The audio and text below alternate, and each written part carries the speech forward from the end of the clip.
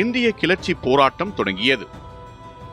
1857 ஆண்டு மார்ச் 29 இந்திய வரலாற்றில் மிக முக்கியமான நாளாக கருதப்படுகிறது.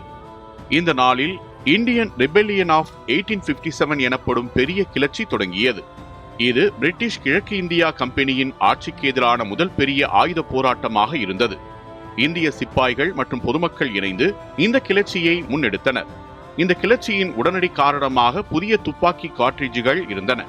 அவற்றில் மாடு மற்றும் பன்றிக் கொழுப்பு பயன்படுத்தப்பட்டதாக வதந்தி பரவியது. இது இந்து முஸ்லிம் சிப்பாய்களின் மத உணர்வுகளை புண்படுத்தியது. இந்த எதிர்ப்பை வெளிப்படுத்தியவர் மங்கள் பாண்டே ஆவார். அவர் பிரிட்டிஷ் அதிகாரிகளுக்கு எதிராக போராடியதால் கிளர்ச்சி தீவிரமடைந்தது. இந்த கிளர்ச்சி மெதுவாக இந்தியாவின் பல பகுதிகளுக்கு பரவியது. டெல்லி, கான்பூர், லக்னோ போன்ற இடங்களில் கடுமையான போராட்டங்கள் நடைபெற்றன. பல இந்திய அரசர்களும் இந்த போராட்டத்தில் கலந்து கொண்டனர். குறிப்பாக ராணி லட்சுமிபாய் போன்ற தலைவர்கள் வீரத்துடன் போராடினர்.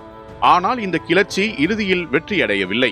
பிரிட்டிஷ் படைகள் அதிகப்படியான ஆயுத சக்தியுடன் இந்த கிளர்ச்சியை அடக்கின. இதன் பின்னர் 1858 ஆண்டு கிழக்கிந்தியா கம்பெனியின் ஆட்சி முடிவுக்கு கொண்டு வரப்பட்டது. இந்தியா நேரடியாக பிரிட்டிஷ் அரசின் கட்டுப்பாட்டுக்குள் வந்தது. மொத்தத்தில் 1857 கிளர்ச்சி இந்திய சுதந்திர போராட்டத்தின் முதல் முக்கிய படியாக கருதப்படுகிறது. இது இந்தியர்களின் ஒன்றுபட்ட எதிர்ப்பையும் சுதந்திரத்திற்கான விருப்பத்தையும் வெளிப்படுத்தியது. பின்னர் நடந்த சுதந்திர இயக்கங்களுக்கு இது ஒரு தூண்டுகோலாக அமைந்தது.